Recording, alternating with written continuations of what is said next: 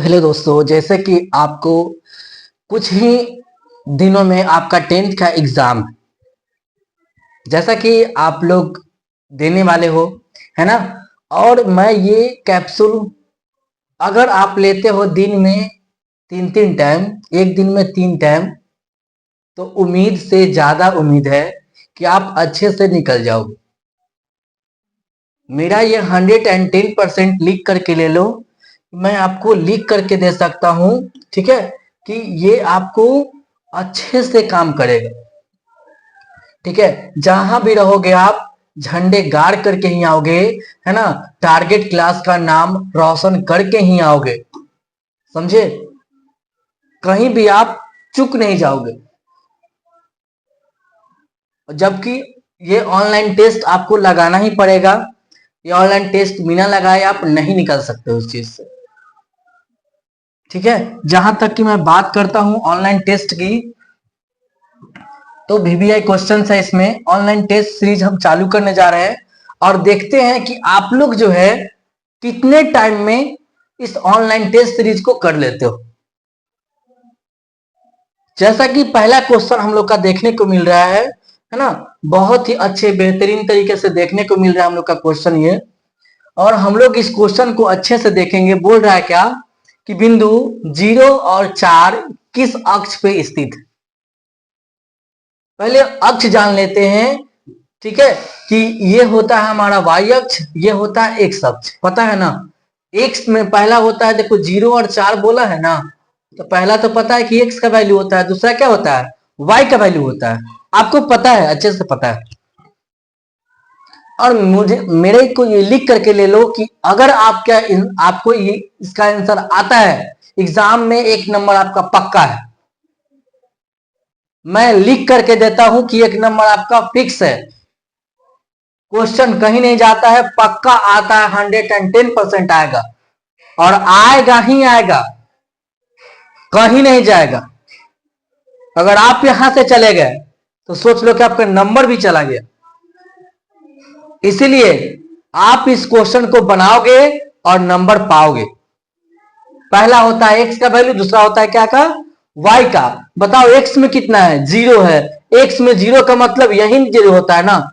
और एक बात याद रखना, और भी एक्स्ट्रा और भी याद रखना कि मूल बिंदु होता है क्या क्या, मूल बिंदु होता है बाबू 0 0। क्या होता है, 0 0 होता है। अगर इस चैप्टर से देखने को आपको मिलेगा निर्देशांक ज्यामिति से, तो सीधे सीधे आपको पूछेगा कि मूल बिंदु का निर्देशांक क्या होता है, और वहां पे आप फंस जाओगे, नहीं पता रहेगा, आप नहीं बता पाओगे।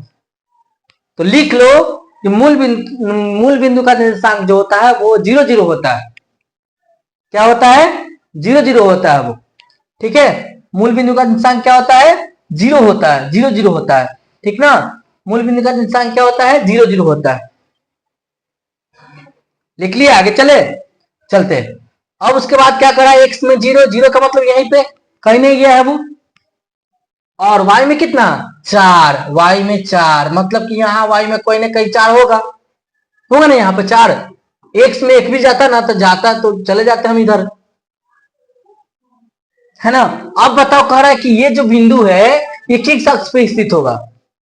पहला बोला है x अक्ष पे, y अक्ष पे, दोनों पर, या फिर किसी पर भी नहीं। तो बताओ, ये यहां चला गया बिंदु, ये हम यहीं पर लिखेंगे x में 0 और y में 4, यहां पर लिखेंगे। तो ये बिंदु किस में गया है, y अक्ष में गया है। किस में गया है, y अक्ष में। और आपका आंसर होना चाहिए y अक्ष ही होना चाहिए, सही। देखो ब्लू टिक हो गया, यानी कि सही है। आगे चलते हैं नेक्स्ट क्वेश्चन। कह रहा है क्या कि बहुपद के शून्यक और गुणांकों के बीच संबंध में यदि द्विघात बहुपद इतना के शून्यक a और b है, तो a इंटू बी का मान क्या होगा, ये बोला है। ठीक ना, कि a इंटू बी का मान, यानी कि अल्फा इंटू बीटा का मान क्या होगा, है ना। सबसे पहले आप ध्यान रखो कि द्विघात बहुपद में अल्फा प्लस बीटा का पूछ देवे या अल्फा इंटू बीटा का पूछ देवे, है ना। अल्फा प्लस बीटा का तो माइनस बी बटा ए होता है। क्या होता है, माइनस बी बटा ए, जिसको हम शून्यकों का योग कहते हैं, शून्यकों का क्या कहते हैं, योग कहते हैं, उसका माइनस बी बटा ए होता है। और शून्यकों का गुणांक क्या होता है, वो सी बटा ए होता है। क्या होता है, सी बटा ए होता है। जबकि अगर द्विघात बहुपद आप पढ़ करके जाओ, कितना मस्त होता है, द्विघात बहुपद पढ़ा करके जो छोड़ देता है, आप पूछ देता है एग्जाम में, पता है का चीज, त्रिघात बहुपद का शून्यक बताओ, तो वो भी जान लो बबुआ, जान लो और नोटवा कर लो अच्छे से, ना तो एग्जामवा में मुंह ताके नहीं पड़ेगा। त्रिघाती बहुपद का देख लो, ये तो द्विघात का हो गया ना, ये तो द्विघात का है। शून्यकों का योग माइनस बी बटा ए, शून्य का गुणांक सी बटा ए, ये तो ये है बी नंबर आंसर सही है, ठीक ना। लेकिन अगर त्रिघात पूछ देगा आपसे, त्रिघात वाला, तब क्या बताओगे, शून्यकों का योग क्या बताओगे, बताओ, तुम बता सकते हो? तो देख लो इधर, त्रिघात का पूछे तो alpha plus beta plus gamma बराबर होता है माइनस बी बटा ए होता है, ठीक है। ये होगा त्रिघात का। एक और होता है त्रिघात का, 3 होता है त्रिघात का, ठीक ना। क्या होता है, alpha into beta plus beta into gamma plus alpha into gamma, ये होता है दूसरा, है ना। क्या होता है इसका, सी बटा ए होता है, ठीक है। अगला एक और होता है, क्या होता है, alpha into beta into gamma, इसका होता है माइनस डी बटा ए। ये पता था तो छापो ना, छापो, इसको नहीं पता है तो एग्जाम हॉल में लिख लेना, कॉपिया में लिख लेना कि हाँ पक्का आएगा, जो जो बता रहे हैं आज वो आएगा। ये कैप्सूल के तरह काम करता है, कैप्सूल के तरह, समझे। लिख लो, एग्जाम में पक्का आएगा, नहीं आएगा तो अपने से लिख देना वहां पे कि सर आप ये क्वेश्चन भूल गए हैं शायद देना, हम अपने से लिख देते हैं, तुम अपने से लिख करके आना वहां, ठीक है। इससे क्वेश्चन छोड़ता नहीं है बाबू, मैं सही बता रहा हूं, गारंटी के साथ बता रहा हूं, और ये रामबाण इलाज है ये, ठीक है। ये ऐसा कैप्सूल है जो खा लोगे हमेशा याद रखो, दर्द ही मुक्ति हो जाएगा हमेशा, और ये आज से लेकर घाट तक याद रहेगा ये। तो कौन सा होगा इसका आंसर, इसका आंसर हमारा कौन सा होगा, वो बी होगा। क्या कह रहा है, अल्फा इंटू बीटा का मान बताना है, तो बताया है ना कि अल्फा इंटू बीटा क्या होता है, सी बटा ये होता है, ठीक है। अब अगला कह रहा है कि ये समीकरण और ये समीकरण का हल क्या होगा। बोला है कि ये समीकरण और ये समीकरण का हल निकालो, है ना। क्या निकालो, हल निकालो। हल निकालो मतलब क्या करो, सॉल्व करो।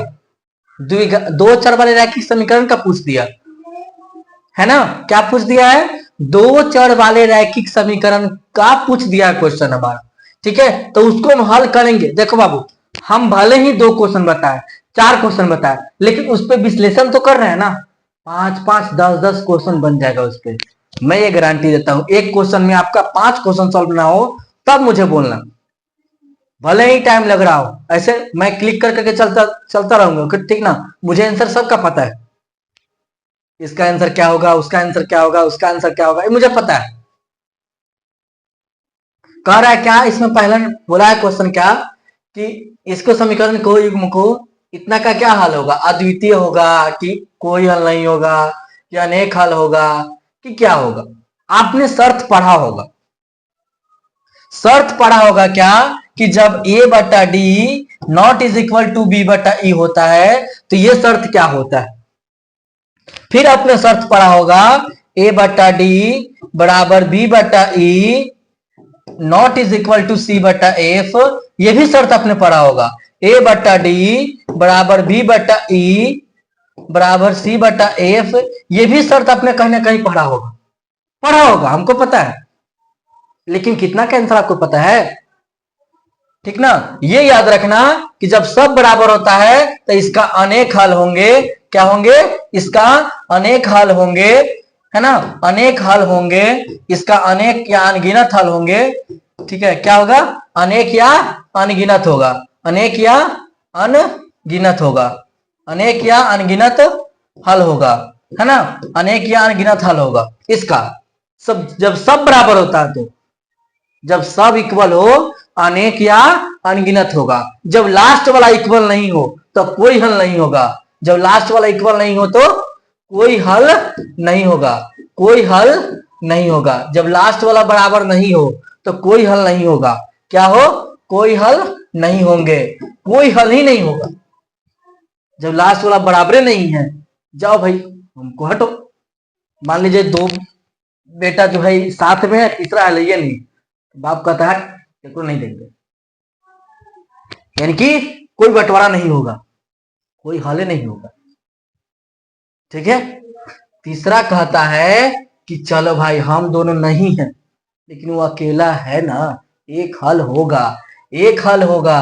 क्या होगा? एक हल होंगे, या इसी को कहते हैं, इसी को कहते हैं अद्वितीय हल। क्या कहते हैं? दुगो नहीं, अद्वितीय। जब अ लग जाता है ना तो दुगो नहीं कहलाया, एक कहलाया।